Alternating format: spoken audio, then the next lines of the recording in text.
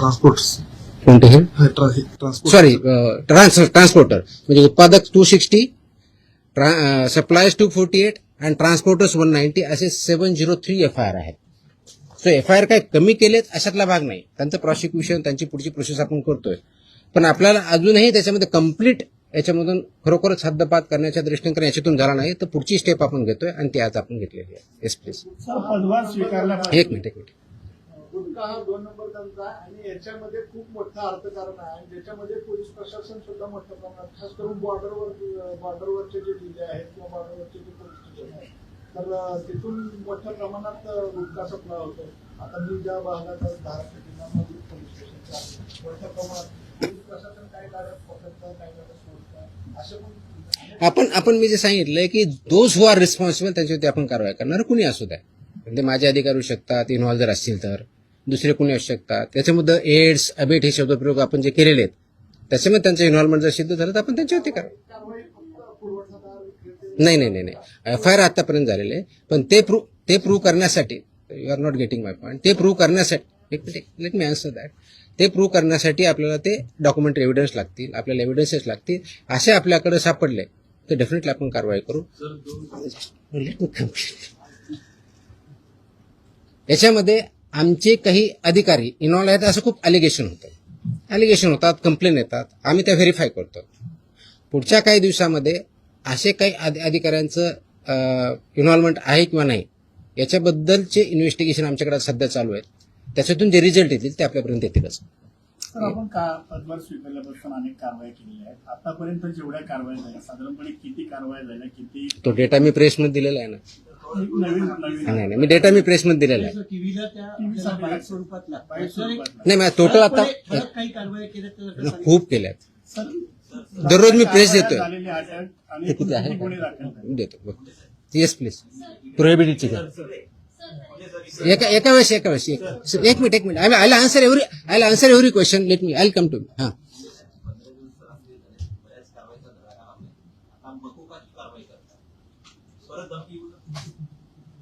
मला धमकी आलेलं कोणी सांगितलं तुम्हाला? नाही सॉरी प्लीज लुक ॲट ती जुनी क्लिप आहे कमीत कमी 10 वर्षापूर्वीची आहे. Look at the clip. आताची क्लिप नाही याची ती दॅट वॉज नाही that clip if I remember correctly मला आठवत नाहीये. इफ आय रिमेंबर करेक्टली बहुतेक ती पुण्यातली क्लिप आहे फिनावाजी पीएमपीएम आहे. चेकआउट तुम्ही बघा ते क्लिप आताची नाही. मला कोणतरी पाठवली मला कोणतरी विचारलं मला अशी धमकी नाही आलेली. येतो मी त्यांना. Let us focus on this. There are so many issues. Let us focus on this. Please. थोडं I'll answer on this one. 2 दिवसापूर्वी संभाजीनगरमध्ये एफडीएच्या पथकावर दगड फेकला आणि अधिकाऱ्यांना स्कॉर्पिओ गाडी त्यांच्या अंगावर आणण्याचा प्रयत्न केला. त्यांच्यावर पण मुकोबा अंतर्गत कारवाई होती. आता हे जे मी exactly that's what I am saying. कारण मोकोका क्लॉज वापरण्यासाठी ज्या काही प्री कंडिशन्स आहेत त्या फुलफिल झाल्या डेफिनेटली करणार आम्ही. कारण त्याला एका गुन्ह्यासाठी होत नाही. It has to be more than 1 offence in last 10 years. त्यांच्यावर जर झालेला असेल तर डेफिनेटली आम्ही करू. कारण त्याचं कंडिशन फुलफिल करायला पाहिजे. अदरवाईज आमचे FSSAचे ऍक्ट BNS ऍक्ट आम्ही ते वापरतोच आहोत. आज ती जे हल्ला झाला त्याच्यावरती इमिजिएटली स्विफ्ट कारवाई पण झाली. 7 का 8 लोक त्याच्यामध्ये अरेस्ट पण झाले immediately. I spoke on with DGP also. DGPने सुद्धा इमिजिएटली त्याच्यावरती इन्स्ट्रक्शन देऊन कारवाई केली. अँड अशा प्रकारचे हल्ले आम्ही भिणार नाही. Very clearly will protect our officers आणि those who take law in to their hands will show force of the law. एक मिनिट. येस नाही बाजूला तुमच्या बताऊंगा. मेरी हिंदी इतनी अच्छी है ही नहीं. जितनी भी टूटी फूटी है उसमें बात करूंगा. बोलूंगा. एक मिनिट तुम्हाला उत्तर दिलं ना मी. मराठी पूर्ण करून घेऊया. अरे थांबा ना तुम्ही. मी इथंच आहे. मी कुठे पळून नाही चाललो.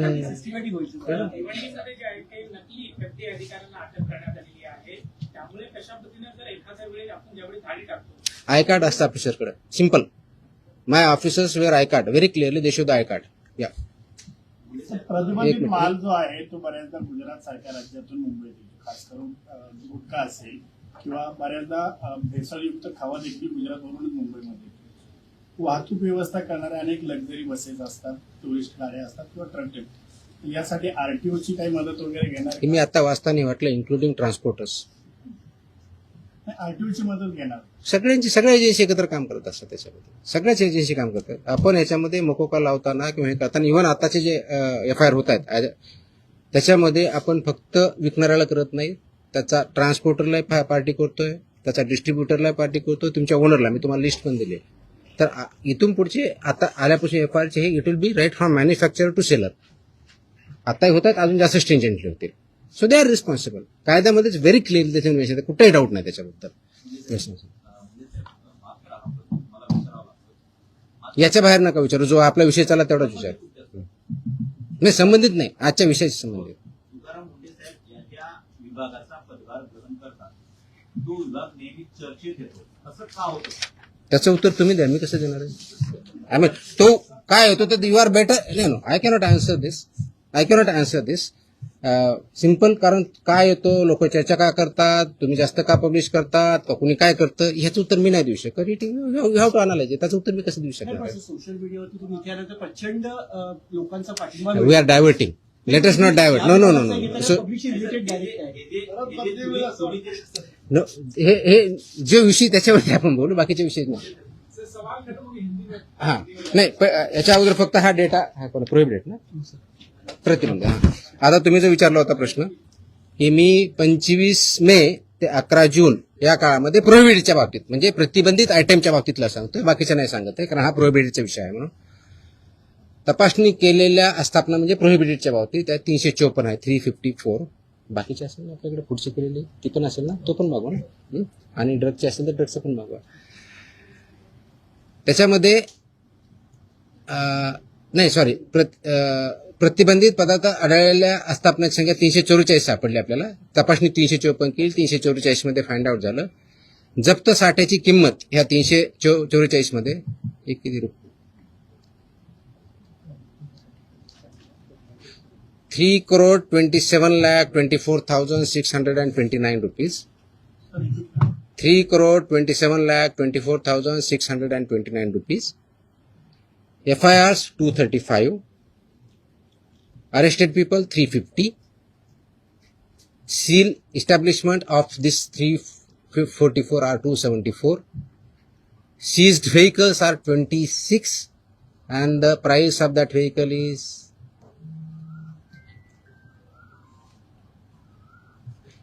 1,33,000, no, 13,39,500. Sorry, 1,33,95,000. So this is about 25 मे ते 11 जून प्रोहिबिटेड आयटमच्या बाबतीत जी मोकोका आपण लावला त्याच्या बाबतीतची माहिती आहे. 26. त्याची कॉपी पाहिजे, कॉपी द्या सर्वांना. Okay. So I am giving you the press note detail in Marathi and I am attaching the order also, so you are aware of this. Order is in English. ते आम्ही मराठीमध्ये आम्ही पाठवतो आमच्या ऑफिसला. It's a big exhaustive order आहे. जवळजवळ किती पानाची आहे? 8 पानाची ऑर्डर आहे. कारण याच्यामध्ये रॅशनिंग डिस्ट्रीब्यूट सगळं आहे. So will get this one press note plus this one. हिंदीमध्ये माझी हिंदी चांगली नाही होत एवढी यार, मैं इतना बुरा लगूंगा उसमें, मैं इंग्लिश में बोल सकता हूँ. हाँ.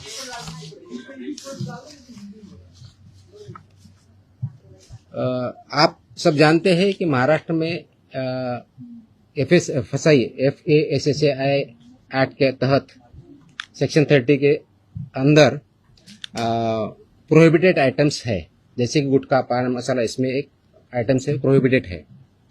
इसका मतलब ये होता है कि ये प्रोडक्ट, फूड प्रोडक्ट जो है प्रोहिबिटेड, वो महाराष्ट्र में मैन्युफैक्चर नहीं हो सकता है, ट्रांसपोर्ट नहीं हो सकता है, स्टोर नहीं हो सकता है, सेल नहीं हो सकता है.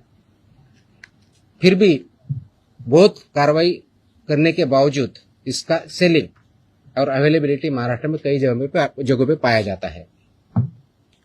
इसलिए गवर्नमेंट शासन ने डिस्कशन कर रही थी इस पे क्या किया जाए, कौन सा स्ट्रिंजेंट एक्ट या क्लॉज या कार्रवाई की जाए जिसकी वजह से ये एक्चुअली प्रोहिबिट होगा, क्योंकि ये दिस इज ए इंडेंजर, तो पब्लिक हेल्थ के लिए हानिकारक है. इससे पब्लिक हेल्थ इंडेंजर होती है. ये नॉलेज पब्लिक डोमेन में है.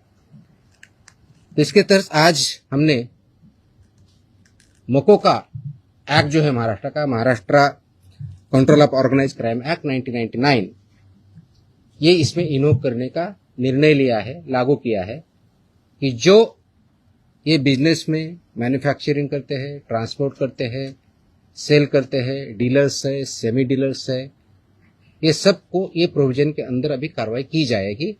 उसकी जो प्रोसीजर दी है सेक्शन 23 के अंदर मोकोका के, वो फॉलो करके ये मैंडेटरी किया गया है कि जो मोकोका के प्रोविजंस के में लायबल है वो मैंडेटरी हमारे ऑफिसर एफआईआर करते समय मोकोका का प्रोविजन एक्ट इन्वोक करेंगे और उनको पनिशमेंट करेंगे। इसका ऑब्जेक्टिव है, उद्देश्य है कि पब्लिक हेल्थ जो इंडेंजर हुई है इसकी वजह से उसको पूरा तरीके से रोका जाए, और वो जो हमने प्रोहिबिशन किया है आइटम्स में उसका अवेलेबिलिटी महाराष्ट्र में कहीं न हो और लोग उसको न खाए, जिसकी वजह से उनकी हेल्थ अच्छी रहेगी, उनका हेल्थ अच्छे रहने की वजह से उनका प्रोडक्टिविटी अच्छी रहेगी, और जो ह्यूमन डेवलपमेंट है, ह्यूमन ग्रोथ है, उसको भी अच्छी तरह से हो जाएगा।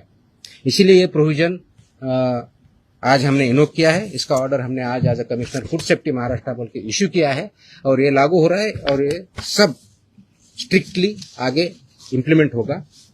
अब तक का लास्ट 10 साल में जो मैन्युफैक्चरर्स है उनके खिलाफ 260 एफआईआर हुए हैं, जो सप्लायर्स है 248 एफआईआर हुए हैं, जो ट्रांसपोर्टर्स है 190, ऐसी 703 एफआईआर भी हो चुके हैं।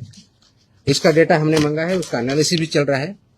तो मेरी ये सुझाव है, वार्निंग है, those who are involve in this business, इधर मैन्युफैक्चरर और ट्रांसपोर्टर्स और सेलर्स और डीलर्स और सेमी डीलर्स, ये महाराष्ट्र में आप काम बंद कीजिए, नहीं तो ये कानून के हिसाब आपको कड़ी से कड़ी से आपको सजा इसमें पता है वो दिया है, इसी शासन सजा देंगे, प्रोसिक्यूट करेंगे और हम महाराष्ट्र जो प्रोहिबिटेड आइटम है उसमें नहीं मिलने देंगे। ये जो हमने बताया कि इसमें कौन कौन आता है, तो इसमें मैन्युफैक्चरर आएंगे, manufacturer end producers of prohibited items, financiers funding जो करते हैं मैन्युफैक्चर के लिए या प्रोक्यूरमेंट के लिए या डिस्ट्रीब्यूशन के लिए, वो भी आएंगे। इंटरस्टेट और इंट्रास्टेट सप्लाईज जो है वो भी इसमें आएंगे, कमीशन एजेंट्स भी इसमें आएंगे, ट्रांसपोर्टर्स आएंगे, व्हीकल ऑपरेटर्स आएंगे, इंक्लूडिंग एजेंट्स हु बुक और अरेंज फॉर ट्रांसपोर्ट, वो भी आएंगे। गोडाउन ऑपरेटर्स आएंगे, वेयरहाउस ओनर्स आएंगे and store managers who knowingly store such products, वो भी आएंगे। होलसेल डीलर्स एंड डिस्ट्रीब्यूटर्स भी आएंगे, sub dealers and semi wholesalers भी आएंगे, एजेंट्स भी आएंगे, retail sellers forming part of an identified organise network भी आएंगे, और एनी अदर पर्सन नोइंगली जानबूझ के उसको अबेट करता है, इंफॉर्मेशन कंसील करता है या असिस्ट करता है, ये सब की चला के लगेगा। सेलर है,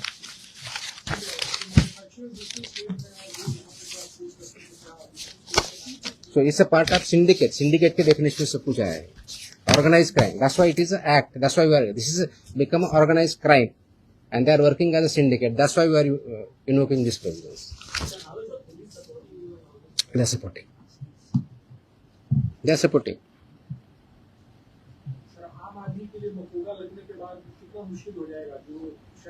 आम आदमी को क्यों मुश्किल होगा? आम आदमी बिजनेस में नहीं है ना,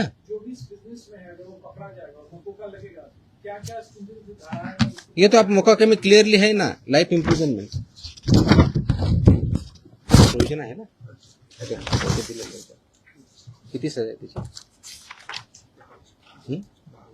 त्याची, किती वर्ष ते काढा प्रोविजन।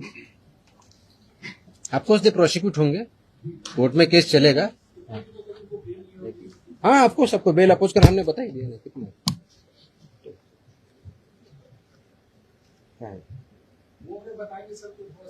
नहीं वो तो फुटे which may extend up to 10 years imprisonment, shall also be liable to fine, such property shall also be liable to be attached and forfeiture। और रिपीट है तो उसका फिर और बताए, यहाँ इम्प्रिजनमेंट प्रॉपर्टी बी सीज होगी. नाही, हे विषय संपवल्यानंतर आपण दुसरा आता. ठीक आहे, तुमचे प्रश्न संपत नसतात कधी, मला माहिती आहे. आय थिंक झालं ना आता हिंदीमध्ये. हा, येतो. एक विषय संपला, आता हा विषय संपवत आपण. माझी अशी अपेक्षा आहे आपल्याकडून, प्लीज याला चांगली पब्लिसिटी द्या. This is in the interest of state of Maharashtra. It's very very crucial, very very crucial. Many people have fallen prey to this. So we need to save our people. We need to work. That's a public health hazard, and we have to eliminate it. Absolutely clear. So इसीलिए मुझे ये publicity जितनी ज़्यादा दे सकते हो वो दे दो. That is my request. Dairy ओनर्सची आणि मॅन्युफॅक्चर म्हणजे मिल्क अँड मिल्क प्रॉडक्ट्स याच्यामध्ये आज मीटिंग मी सगळ्यांची बोलवली होती. उद्देश हा होता की डेअरी सेक्टरमध्ये जे फसाईचे रेग्युलेशन्स आहेत, स्टँडर्ड्स आहेत, म्हणजे सगळ्या सेक्टरमध्ये आहेत, त्याच्यामध्ये डेअरीचे पर्टिक्युलरली बोलवली होती. कारण तो खूप मोठा इश्यू आहे, अनेक वर्षापासून आहे. अत्यंत चांगले लोक काम करणारे त्याच्यात आहेत आणि काही त्याच्यामध्ये चुकीचं काम करणारे पण आहेत. आणि म्हणून FDA म्हणून आम्ही काय कारवाई करणार as a regulator. FDA is a regulator. आणि फूडच्या बाबतीत म्हणलं फूड कमिशनर स्टेट म्हणून आम्ही रेग्युलेट करतो जे फसाईचे नॉर्म्स आहेत. आणि फसाई ॲक्ट हा 2006ला आला, त्याचे रूल्स 2011ला झाले आणि 2011 पासून आतापर्यंत वेगवेगळे रेग्युलेशन किंवा स्टँडर्ड्स फसाईने डिक्लेअर केलेले आहेत. ते मॅन्डेटरी आहे सर्वांवरती. जे फूड बिझनेसेसमध्ये आहे, ज्याला आपण FBO म्हणतो, फूड बिझनेस ऑपरेटर, ते रजिस्टर्ड असणं हा भाग वेगळा आहे.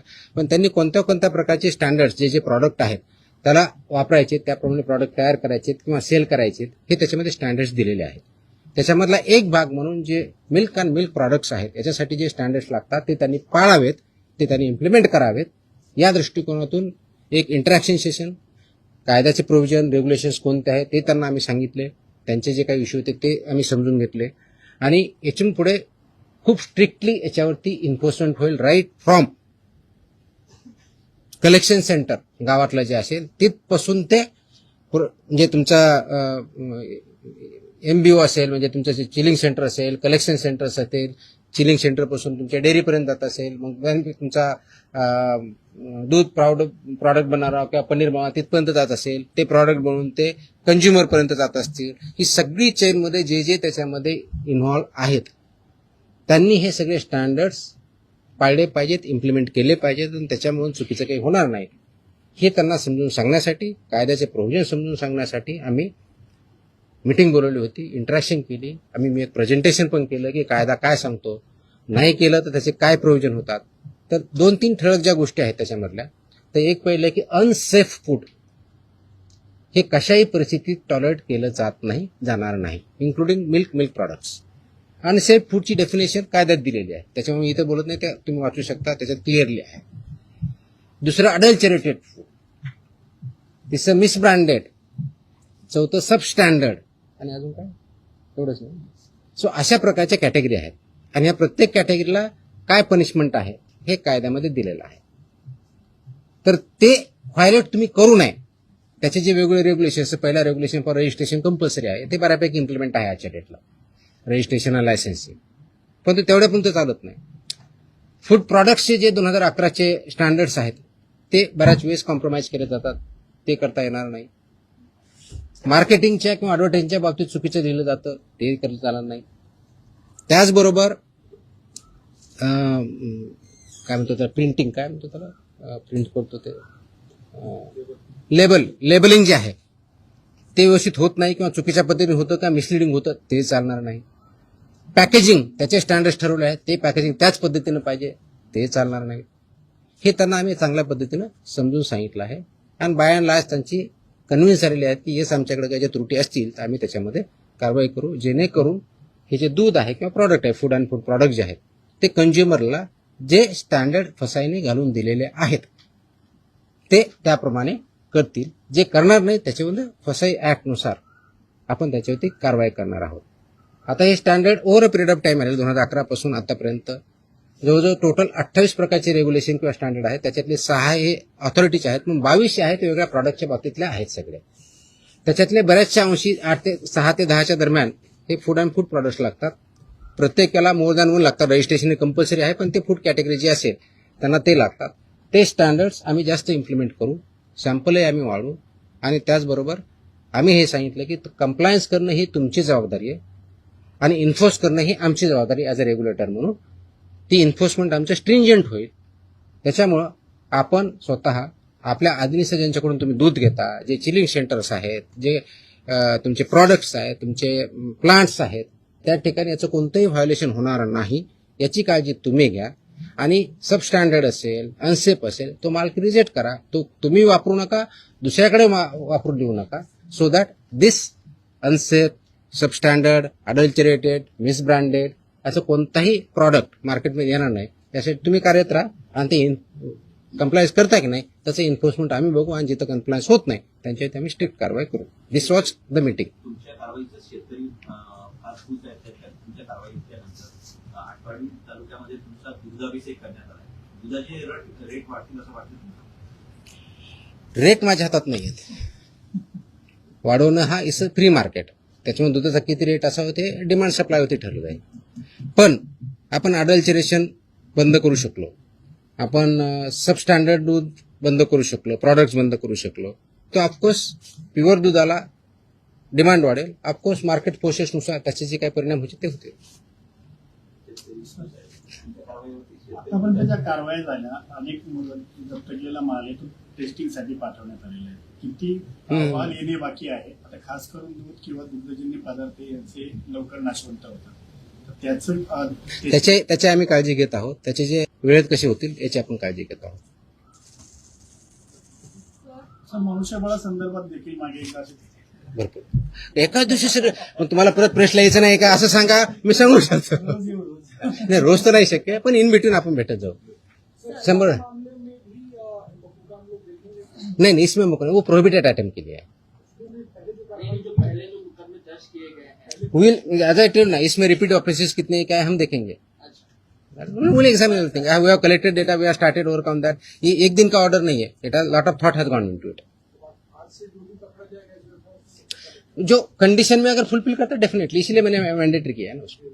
या सरकारी रुग्णालयांना पुण्यातील आणि पिंपरी चिंचवडमधील रुग्णालयांना हिंदुस्थान अँटीबायोटिक्स कंपनीमधून औषध निर्मिती थांबवण्याचा निर्णय आपल्या विभागाने घेतला आणि औषध निर्मितीमध्ये त्रुटी आढळल्याने हॉस्पिटल औषध निर्मिती हॉस्पिटलमध्ये जे इंजेक्शन आणि सलाईन पुरवठा करतात ना, त्या पुण्यातील आणि पिंपरी चिंचवडमधील हिंदुस्थान अँटीबायोटिक कंपनीमध्ये औषध निर्मिती थांबवण्याचा निर्णय घेतला होता असं यांनी बजावलं. म्हणजे आपल्या विभागाने कुठे कॉपी होती? प्रश्न आला मला. नाही तुम्ही प्रश्न असा अझम्पशनवर प्रश्न नका ना विचारू. असा अझम्पशन प्रश्न नका विचारू. तुमचा काय फॅक्ट्स काय ते सांगा. मग अशा आदेश बाजूला असा प्रश्न आला तर कुणी आदेश बरोबर हे तर पाहिजे माहित पाहिजे. औषध निर्मितीमध्ये त्रुटी आढळल्याने शोकॉज नोटीस बजावण्यात आली. प्लीज थोडंसं तुम्हाला समजून सांगतो. कंटेक्स्ट मध्ये मी त्या स्पेसिफिक केसबद्दल बोलत नाही कारण तुम्ही स्पेसिफिक प्रश्न विचारत नाही. मी तुम्हाला जनरल सांगतो. काय असतं की मार्केटमध्ये जे आपले ड्रग्ज असतात म्हणजे मेडिसिन्स असतात त्यांचं आम्ही चेकिंग करत असतो. चेकिंग करताना परत सबस्टँडर्ड, अडल्चरेटेड आणि याच्यामध्ये ड्रगमध्ये एक कॅटेगरी आहे स्प्युरियस किंवा मिसब्रँडेड या प्रकारचे आढळले तर त्याला पनिशमेंट ड्रग्ज अँड कंट्रोल ऍक्टनुसार आम्ही करतो. असे जर काही कॅटेगरी आढळल्या असते आमच्या याच्यामध्ये तर there is a provision called recall order म्हणतात त्याला आणि स्टेट ड्रग कंट्रोलर ते करत असतो. ती प्रोसेस आम्ही चालू केलेली आहे. म्हणजे आम्ही कुठं आम्हाला कंप्लेंट आले, मी व्हेरीफाय केलं, आम्हाला वाटलं, आम्ही सॅम्पल घेतले, त्याच्यातून आम्हाला ह्या 4 कॅटेगरीपैकी जी कोणती आलेली आहे तर तो प्रॉडक्ट मार्केटमधून फक्त हॉस्पिटलमधून नव्हे मार्केटमधून आम्ही रिकॉल करतो. त्या कंपनीला सांगतो आणि त्याची मी पब्लिसिटी पण करतो. तर तशा प्रकारच्या ऑर्डर आम्ही ज्या केसेसमध्ये आम्ही ते recall order drug control state drug controller who is sitting here म्हणजे इथं जे आपण जॉईंट कमिशनर ड्रग HQ म्हणतो he is a state drug controller. तर त्यांच्या मार्फत इश्यू करतो आणि ते कंप्लाय करतो. पर्पज असा असतो त्याच्या पाठीमागचं की जर हे चुकीचं आहे तर ते कंझ्युम होऊ नये म्हणून ते रिकॉल ऑर्डर असते. आणि बाकीचे प्रोव्हिजन ज्याप्रमाणे FIR करून किंवा जे काय प्रॉसिक्युशन करायचे त्या कंपनीवर आम्ही करत असतो. तर अशा आमच्या पुण्यातले जे एक आम्ही हे केलेलं आहे कोणते ते हां पुण्यामध्ये शेड्यूल H मधले औषधे जप्त केले होते 11.19 लाखाचे. That is Cipla company. तर त्याची आमची तिथल्या लोकलनी केली पण इथून आमची ऑर्डर 1-2 दिवसामध्ये रिकॉलची जाईल. त्याच्यामुळे ते प्रॉडक्ट जे असतील ते पूर्ण मार्केटमधून पूर्ण अक्रॉस कुठे असू द्या, इंडियामधले कुठे असू द्या, ते रिकॉल होतील. तसेच बाकीच्याही गोष्टीवर आम्ही कारवाई केली. That is the provision you should understand. हे रिकॉल ऑर्डर असते. It's a standard procedure as per the drug control act 1940 आणि त्याच्या अंतर्गत 1945 रूल्स. हे स्टँडर्ड प्रोसिजर आहे. वी आर फॉलोइंग इट ना. कदाचित अगोदर होत नव्हती, नाही माहीत, मला माहीत नाही, but will follow it so that public हेल्थला त्याच्यातून डेंजर राहणार नाही. आणि आपको ज्यांनी प्रोड्यूस केलेलं आहे, जे सेल करतात, त्यांच्यावरती नियमानुसार आपले कारवाई. ओके, बिफोर यू फॉरगेट एक लास्ट अजून एक आदेश मी आज पारित केलेला आहे. हा आदेश आहे ड्रग्ज, म्हणजे माझ्याकडे 2 सेक्शन, एक फूड आहे आणि एक ड्रग आहे. हा आदेश आहे की बऱ्याच ठिकाणी आमच्याकडे कंप्लेन येतात, माहिती भेटते की हॉस्पिटलमध्ये कुणी पेशंट ॲडमिट जर असेल आणि त्याला जे काही औषधी लागत असतील तर ते त्यांच्याच फार्मसीमधून घ्यायचे, अशा काही कंप्लेंट असतात आमच्याकडे. By law they cannot force any hospital तिथूनच घ्यायचं मॅन्डेट नाही आहे. त्याचे आदेश आम्ही जारी केलेले आहेत. आदेश त्याची पाहिजे तर कॉपी आम्ही प्रेस कदाचित उद्या देऊ, दिली का तयार, पण माहितीसाठी म्हणून देतोय की ऑलरेडी केले की असं त्यांना करता येत नाही. कोणत्याही पेशंटला जर बाहेरून आणायचं हा त्यांचा चॉईस आहे. यू कॅनॉट फोर्स एनीबडी की तुमच्याच फार्मसीमधून किंवा ह्याच फार्मसीमधून किंवा त्याच फार्मसीमधून घ्या, हे तुम्ही पेशंटला फोर्स करू शकत नाही. हे आम्ही सगळ्यांना ऑर्डर काढलेली आहे आणि इट विल बी इन्फोर्स्ड. कारण तो सिटिझन्सचा किंवा पेशंटचा राईट आहे कुठून परचेस करायचा.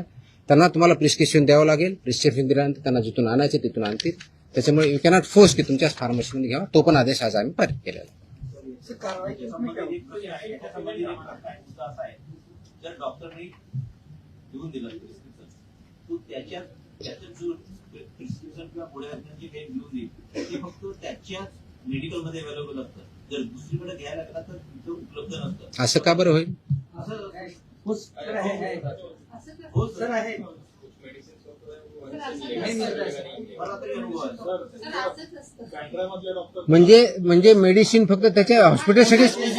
होल्ड ऑन ऐकून घ्या.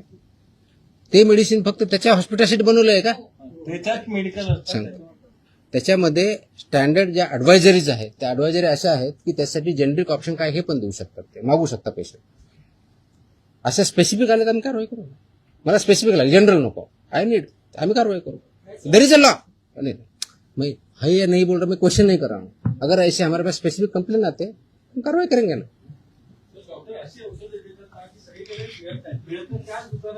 कसं ते कंटेंट पेक्षा ते ब्रँड नेम देतात, त्यामुळे लोक ब्रँड नेम वरती जातात आणि कंटेंट हा खूप मोठा विषय आहे. प्रिस्क्रिप्शन कसं लिहावं, कुठं लिहावं, कोणतं द्यावं, आता त्याच्यात मी जाणार नाही की तो माझा डोमेन नाही आहे.